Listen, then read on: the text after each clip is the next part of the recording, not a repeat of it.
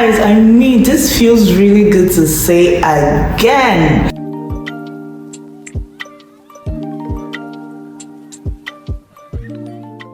It's been like a month, that I went MIA on you guys again. I am really sorry, honestly, I am sorry. This time around there was a reason, right? It wasn't just about me feeling really not myself and all of that. This time I had to take time off to reflect on certain things that about me, and also I had to deal with the loss of a loved one. So no one has a manual to these things, so you just have to try to take these things as you see and try to navigate them. But yes, I am back. Hi guys, it's your favorite Nigerian girl living here in Malta, Chamaka, and I am back to your screens. How have you all been? How has everything been going on? I've been seeing the lots of messages, the comments, the DMs. Honestly, I was just not in the right frame, to respond to most of them, but I really do appreciate the people who reached out. Oh, hi, what's going on? We've not seen any videos, we've not seen. I really appreciate that. That meant a lot to me. It meant that I was doing something right. And when I first started this journey, I didn't expect to have this community that I have now, and I am really thankful for this. I mean, it was just barely 6 months ago that I posted my very first video on this channel, and you all have made it really, really, really an insightful and impactful journey so far. I thank all of you. Gracie Hafner, thank you very much. So today, I just thought, okay, what's the best way to come back to your screens? And I just thought, first, because within the course of the last month while I was away, it was also my 1 year anniversary of landing on the island. That was the day I became Nigerian girl in Malta. Anyway, so I thought, okay, I'm gonna use this opportunity to share the detailed, the tea, everything about migrating, how I did my migration, how I moved from Nigeria to Malta, right, as a skilled employee, and also how you can do that, as well as how to avoid scams, because there are lots and lots of scams going on right now. So into the tea. So yeah, sometime in 2021, I think it was October, thereabouts, so because everything took about a year. So it was in October that a recruiter reached out to me, and I was like, we saw your profile. So that's why you guys have to optimize your LinkedIn. So if you really want to have your LinkedIn optimized, set it up, the things that you can do, brag about yourself, talk about the things you can see. If you don't talk about yourself, nobody's going to know what you do and how good you are at what you do. Put out your skills, interact with people, comment on posts, just be very active on LinkedIn. People are watching. Aside not watching, when the recruiters start trying to recruit for these roles, they search for keywords, and because you are active, you have those keywords on your profile is going to pop up and they will reach out to you.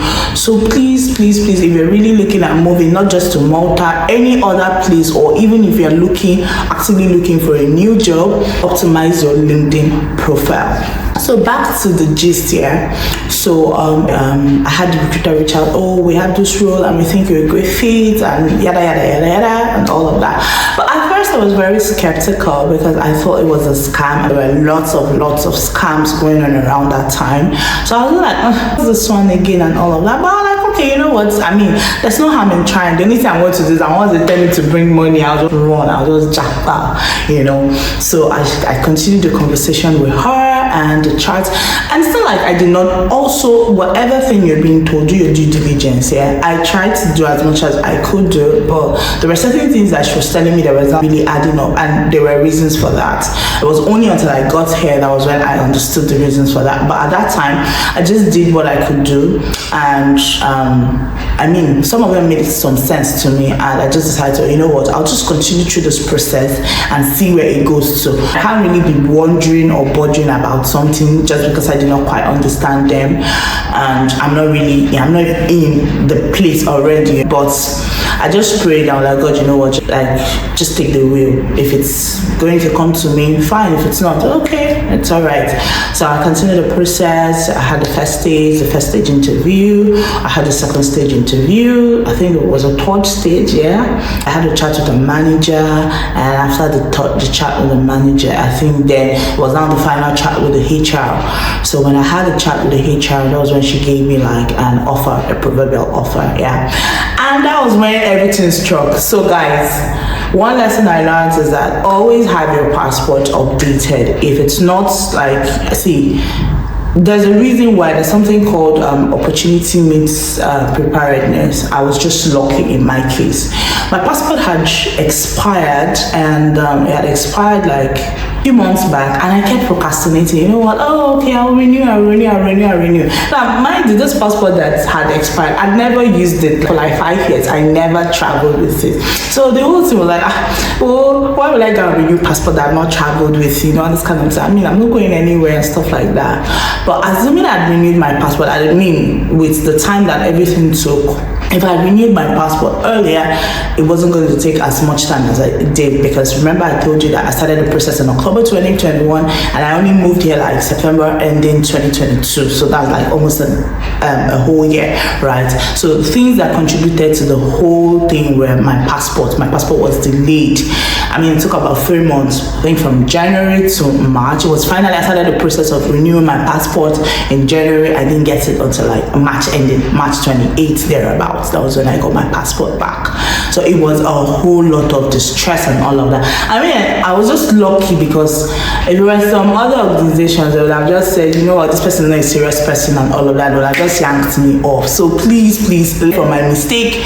If you're looking to like get international roles and all of that, or even for anything, just have certain things ready, you know, just have it. It's not like leap of faith. Take that leap of faith, get your passport, get all your documentation, just keep it, because you don't know when the opportunity is gonna come. So back to the gist here. So I tried every day. I was praying to God. I will cry. At the point, my brother was like, see, he didn't even know when I was crying and praying anymore, because I would just sit down like this. I would be crying. I would be praying. God, please, my passport. In fact, the lady at immigration, I was helping me with the passport. So the problem that why it took that long was that there were some mistakes with my date of birth. So I was trying to correct that, and at that time I was living in Lagos, and I was told, you know what, oh, you can't do this in Lagos, you only have to go to Abuja to get this done. So I had to move to Abuja at that time. I went to Abuja to do this, the National Immigration Headquarters and all of that. So a lady from nowhere was not beginning to give me attitude, though. She was not saying this one, that one, and then next thing I said, I even told her, see, madam, see, I'm paying you extra because I mean, this is really urgent for me. I told her what I needed the passport for and all of that. And this lady now, after when this thing begins to take some time, now I paid you money for this, yeah, so what's going on? And she goes on to say, hey, maybe God does not want you to. I'm like, who are you to come and tell me what my God wants for me? Hey, God. I'm like, it's you that they sent. I began to rebuke her and rebuke the things that she said to me. I was not going to let it stand. I mean, I prayed and prayed and prayed and prayed. Eventually, I had favor. I got some other person that was working with immigration as well, that now helped me to fast track the whole process. Well, like, this was taking forever and all of that. So I even had to call the lady to a panel and all of, like, why would you take money from people and not get stuff done, you know? So, but it wasn't really my bit to deal with. So just give me my passport. That's what I needed. So I got my passport, and that was when the whole work permit process now started. It was towards summer. So I mean, summer is a big deal here. So people take time offs and all of that. So getting the work permit is almost like taking like forever again, you know. But eventually that one came. So first thing first is that if you're trying to migrate through the work routes, you have to get a job that is willing to sponsor you first. Now this job sponsors you. You get a job, you have an offer, you have a contract with them. Now with those contracts, then you have to apply for the work permit. Your employer applies for the work permit for you. So with the work permits, once you have the work permit, that's when you now go on to apply for your visa, right? So in all of this, so I got a work permit eventually, then apply apply for my visa. When the visa was approved, I had to send my passport down to Malta. So my passport came to Malta first before me. Imagine that. So with my passport in Malta, I got that eventually. Then it was sent back to me. And then our people struck again. UPS.